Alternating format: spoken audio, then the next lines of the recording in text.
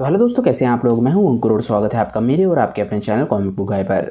दोस्तों, आज की वीडियो में हम ड्रैगन बॉल हकाई की स्टोरी को कंटिन्यू करने वाले हैं। आज की वीडियो में हम जानेंगे कि वेजिटा वर्सेस कूलर की फाइट में क्या हुआ और गोकू वर्सेस ओडिसू की फाइट कैसे आगे बढ़ रही है।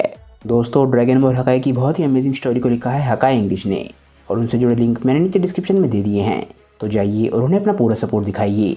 दोस्तों, आज की वीडियो शुरू करने से पहले आप सभी से एक छोटी सी रिक्वेस्ट, अगर आपको आज की वीडियो अच्छी लगे तो वीडियो को लाइक करना बिल्कुल मत भूलिएगा और वीडियो को अपने दोस्तों के साथ शेयर भी जरूर कीजिएगा। जिन लोगों ने अभी तक चैनल को सब्सक्राइब नहीं किया है वो चैनल को सब्सक्राइब कर लें ताकि उन्हें सारी की सारी वीडियोस टाइम टू टाइम मिलती रहें।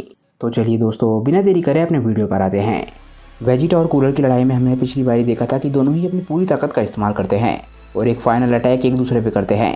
दोनों ने ही इस अटैक में अपनी पूरी ताकत लगा दी थी, जिसकी वजह से ये प्लैनेट और इसके आसपास के सभी प्लैनेट्स फट जाते हैं। स्पेस में हम देखते हैं कि हर जगह प्लैनेट के टुकड़े बिखरे हुए हैं और वहीं कहीं वेजिटा होता है। शुरुआत में वेजिटा को देख के ऐसा लग रहा होता है कि वो बेहोश है, पर अचानक से ही हम देखते हैं कि उसकी आंख खुलती है। वेजिटा पिछले अटैक की वजह से थोड़े से दर्द में लग रहा होता है। वो बोलता है कि ये क्या, अब यहाँ क्या चल रहा है, मैं बेहोश हो गया था, क्या मैं इस लड़ाई को हार गया। इसके बाद हम देखते हैं कि वेजिटा आसपास देखने लग जाता है और वो कूलर को ढूंढने की कोशिश करता है। तभी उसे कुछ दूरी पे कूलर दिखता है और जैसे ही वेजिटा को कूलर दिखता है वो समझ जाता है कि वो इस फाइट को जीत चुका है, क्योंकि कूलर की हालत बहुत ज़्यादा ख़राब होती है। उसकी आधी से ज़्यादा बॉडी तबाह हो चुकी होती है। उसकी बॉडी का राइट साइड ऑलरेडी तबाह हो चुका था और अब उसकी नीचे की बॉडी भी पूरी तरीके से तबाह हो चुकी होती है। कूलर को देख के ऐसा लगता है कि वो मर चुका है, और जैसा कि हम जानते हैं कि कूलर फ्रीज़ा की रेस का है। फ्रीज़ा की रेस स्पेस में सर्वाइव कर सकती है और ये कहना कि कूलर की बॉडी इतनी तबाह होने के बावजूद भी वो सर्वाइव कर सकता है, ये गलत नहीं होगा, क्योंकि ये बात हम ऑलरेडी जानते हैं कि फ्रीज़ा की बॉडी टुकड़ों में थी, जिसके बाद रिजरेक्शन ऑफ फ्रीज़ा में वो पूरी तरीके से हील हो जाता है, क्योंकि फ्रीज़ा एक बहुत ही एडवांस सिविलाइजेशन से है। हम देखते हैं कि कूलर को देखते ही वेजिटा के चेहरे पे स्माइल आ जाती है। वो बोलता है कि अब मुझे याद आ रहा है, बैटल के एंड में मेरे पास थोड़ी सी एडवांटेज थी, जिसकी वजह से जो धमाका हुआ था उसका इम्पैक्ट उस पर ज़्यादा गया। लगता है इस बारी मैं ये फाइट जीत चुका हूँ, पर मेरे लिए भी ये हालत अच्छे नहीं है, क्योंकि सारे के सारे प्लैनेट्स तबाह हो चुके हैं। मेरे आसपास जो भी एटमॉस्फेयर बचा है वो धीरे धीरे करके ख़त्म होता जा रहा है और मैं महसूस कर सकता हूँ कि मेरे आसपास जो भी ऑक्सीजन है वो ख़त्म होने वाली है। और उससे भी ज़्यादा दिक्कत यह है कि इस वक्त मेरी ताकत पूरी तरीके से ख़त्म हो चुकी है, तो मैं इस वक्त किसी दूसरी जगह पर टेलीपोर्ट भी नहीं कर सकता। हो सकता है मैं आज मारा जाऊँ। ये सोचने के बावजूद भी वेजिटा के चेहरे पे स्माइल होती है। वो बोलता है कि वैसे ये भी मरने का कोई बुरा तरीका नहीं है, एक लड़ाई जीतना, वो भी इतने खतरनाक ओपोनेंट के सामने। मेरे हिसाब से ये एक बहुत ज़्यादा गौरवशाली तरीका है एक सैयन के मरने के लिए। इसके बाद हम देखते हैं कि वेजिटा थकावट और ऑक्सीजन की कमी की वजह से बेहोश होने लग जाता है। वेजिटा का आखिरी थॉट होता है, पता नहीं इस बारे में कैकारोट को ओवर पावर कर पाया है या नहीं। इसके बाद वेजिटा बेहोश हो जाता है और हम लोग फिर से यूनिवर्स 6 में आते हैं। हम देखते हैं कि गॉड ऑफ डिस्ट्रक्शन गोकू और सेलेस्टियल में ओडिसू की फाइट अभी जारी है। हम देखते हैं कि गोकू अपनी नई फॉर्म का इस्तेमाल करता है और उसके अंदर से बहुत ही ज़बरदस्त ऑरा निकल रहा था।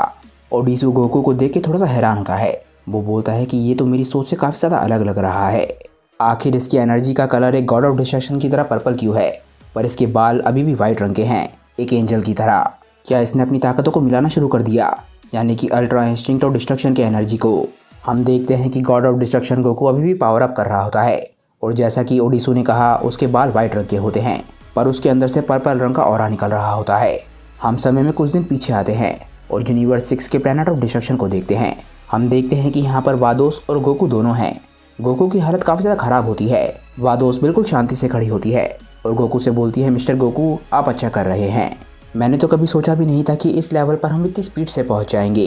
एनर्जी ऑफ डिस्ट्रक्शन और अल्ट्रा इंस्टिंक्ट की ताकतों को मिलाना ये एक ऐसी चीज़ है जो कि इस जनरेशन के सीनियर गॉड ऑफ डिस्ट्रक्शंस भी नहीं कर पाए हैं, पर अभी भी आपको उसे सही तरीके से कंट्रोल करने की ज़रूरत है। अगर मैंने आपकी ताकतों को अभी कंट्रोल नहीं किया होता तो पता नहीं आप इस यूनिवर्स को किस तरीके का डैमेज पहुंचा देते। गोकू बोलता है कि मिस वादोस ये बात आपकी बिल्कुल सही है, क्योंकि मुझे पता ही नहीं था कि मैं अभी क्या कर रहा था। ये सब कुछ बहुत तेज़ी से हुआ।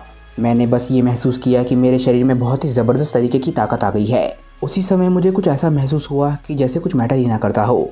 मैं बिल्कुल शांत था, जैसा कि मैं अल्ट्रा इंस्टिंक्ट का इस्तेमाल करते हुए होता हूँ, और दूसरी तरफ मैं डिस्ट्रक्शन का भूखा था, जैसा कि मेरे सब कुछ डिस्ट्रॉय करने से कोई भी फ़र्क ही ना पड़ता हो। मिस वादोस मुझे बताइए कि मैं पावर ऑफ डिस्ट्रक्शन और अल्ट्रा इंस्टिंक्ट इन दोनों ताकतों का एक साथ इस्तेमाल कैसे करूं। ये दोनों ताकतें ही एक दूसरे से पूरी तरीके से अपोजिट हैं। अल्ट्रा इंस्टिंक्ट पूरी तरीके से खुद को शांत रखने के बारे में है, वहीं दूसरी तरफ पावर ऑफ डिस्ट्रक्शन पूरी तरीके से डिस्ट्रक्टिव थॉट्स के बारे में है। इसके बाद वादोस बोलती है कि मिस्टर गोकू मैं आपको इस बारे में पहले ही बता चुकी हूँ, कि हालांकि हकाई के बारे में सीखना और एनर्जी ऑफ डिस्ट्रक्शन को कंट्रोल करने के लिए शुरुआत में नेगेटिव थॉट्स ज़रूरी हैं, पर वो सिर्फ उसी के बारे में नहीं है। गोकू बोलता है कि गॉड ऑफ डिस्ट्रक्शन की एसेंस, मैंने आपको इस बारे में बात करते हुए सुना है, पर क्या तुम मुझे बता सकती हो कि आखिर ये एसेंस क्या है, यानी कि गॉड ऑफ डिस्ट्रक्शन की एनर्जी किस बारे में है। वादोस बोलती है कि ये गॉड ऑफ डिस्ट्रक्शन की एसेंस बैलेंस के बारे में है। गोकू बोलता है कि मैंने ये पहले भी सुना है, क्या आप इसके बारे में मुझे थोड़ा सा और समझा सकती हैं। वादोस बोलती है कि ये गॉड ऑफ डिस्ट्रक्शन का सबसे पहला काम है बैलेंस बनाए रखना, यूनिवर्स की नेचुरल साइकिल के बारे में समझना और उसमें गॉड ऑफ डिस्ट्रक्शन का क्या काम है ये समझना। जब एक गॉड ऑफ डिस्ट्रक्शन किसी चीज़ को तबाह कर रहा होता है जो कि उसके यूनिवर्स को नुकसान पहुंचा रही होती है, तब उसे उस चीज़ की तरफ नफरत और दया बिल्कुल भी नहीं आनी चाहिए। उसे सिर्फ डिस्ट्रक्शन के ऊपर फोकस रखना चाहिए और बिल्कुल न्यूट्रल रहना चाहिए, क्योंकि ये एक यूनिवर्स के लिए ज़रूरी है। पर्सनल फीलिंग्स इसके बीच में नहीं आनी चाहिए। अगर आप इस बारे में थोड़ा सा और सोचें तो ये काफ़ी कुछ अल्ट्रा इंस्टिंक्ट की तरह ही है, क्योंकि अल्ट्रा इंस्टिंक्ट में भी मेंटल न्यूट्रलिटी चाहिए, यानी कि दिमाग को बिल्कुल शांत रखने की ज़रूरत है। गोकू बोलता है कि अगर मैं इसे इस तरीके से देखूं तो ऐसा लगता है कि ये दो रास्ते हैं एक ही जगह जाने के लिए, यानी कि न्यूट्रलिटी, यानी कि खुद को शांत रखना और किसी भी चीज़ के बारे में ना सोचना। वादोस बोलती है बिल्कुल सही। एकदम से वादोस अपने स्टाफ को उठाती है और एकदम से उसका स्टाफ चमकने लग जाता है। वादोस गोकू को समझाने के लिए एक प्रोजेक्शन दिखाती है। वादोस बोलती है कि हालांकि दिमाग को शांत रखना जो कि हम अल्ट्रा इंस्टिंक्ट में करते हैं और डिस्ट्रक्शन के लिए भूखा होना, ये भले ही अलग लग रहा हो, पर दोनों में एक चीज़ कॉमन है, वो है प्योरिटी। दोनों में ही फीलिंग्स को पूरी तरीके से ख़त्म कर देना ज़रूरी है, और जितने अच्छे तरीके से आप अपनी फीलिंग्स को बंद कर पाओगे उतनी ही अच्छे तरीके से आप अपनी पावर्स को इस्तेमाल कर पाओगे और उतना ही ज़्यादा नज़दीक आप प्योरिटी के उस स्टेट तक पहुंच पाओगे। और तब आप ये बात समझ जाओगे कि दोनों बिल्कुल सेम है, यानी कि एक इस सिक्के के दो पहलू। जब आप अपने अंदर बैलेंस ला पाओगे तो आप इन दोनों ताकतों की न्यूट्रलिटी को ढूंढ पाओगे, भले ही शुरुआत में ये कितनी भी अलग लगे, और तभी आप उस ट्रांसफॉर्मेशन को अचीव कर पाओगे जो आपने अभी इस्तेमाल करी। और अगर सीधे शब्दों में कहा जाए तो जितना आप अपनी फीलिंग्स को दूर रखेंगे और अपने दिमाग को खाली रखेंगे, आप उतने ही अच्छे तरीके से इन दोनों ताकतों का इस्तेमाल एक साथ कर पाएंगे। हम देखते हैं कि वादोस इसके बाद अपनी प्रोजेक्शन को ख़त्म कर देती है।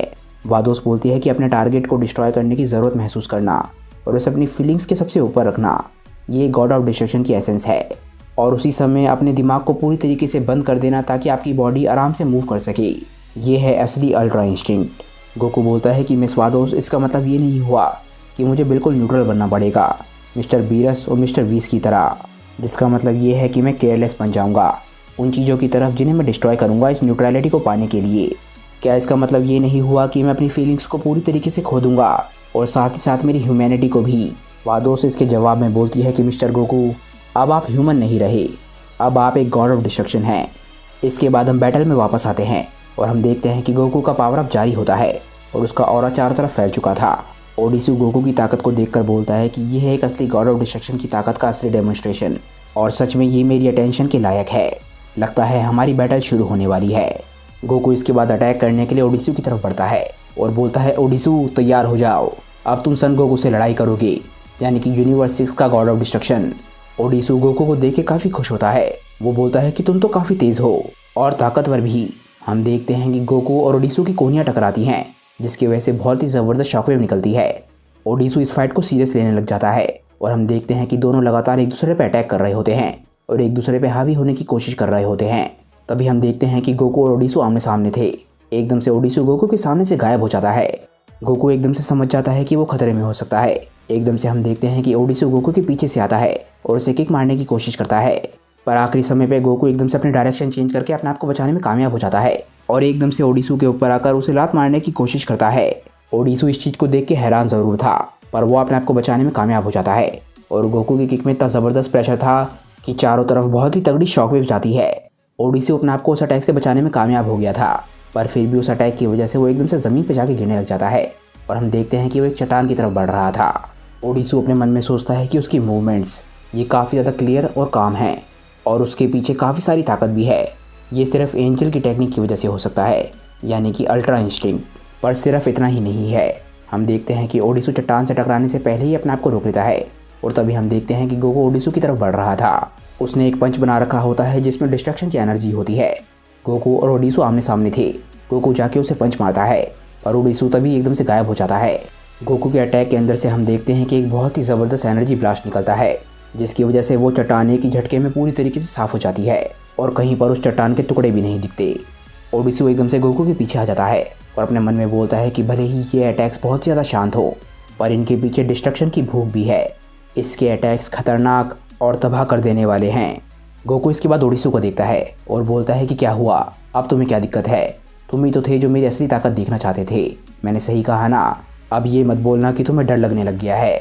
ओडिसी बोलता है कि तुम इस वक्त लड़ते वक्त अपने दिमाग को बिल्कुल शांत रख रहे हो और तुम्हारा दिमाग इतने बैलेंस में है कि तुम एंजल्स की टेक्निक का इस्तेमाल कर सकते हो, पर इसके बावजूद भी तुम सही तरीके से एनर्जी ऑफ डिस्ट्रक्शन को इस्तेमाल कर पाए।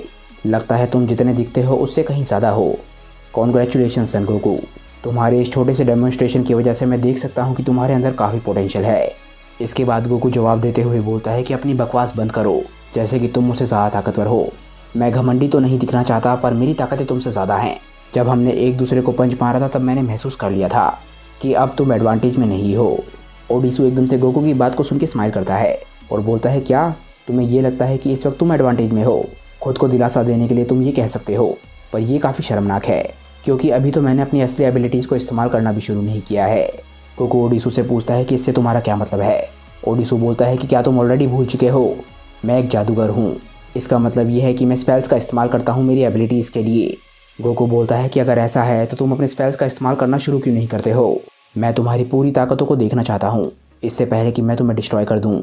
एकदम से ओडिसी के अंदर से एनर्जी निकलने लग जाती है और हम देखते हैं कि उसके चेहरे पे बहुत ही ईवल स्माइल होती है।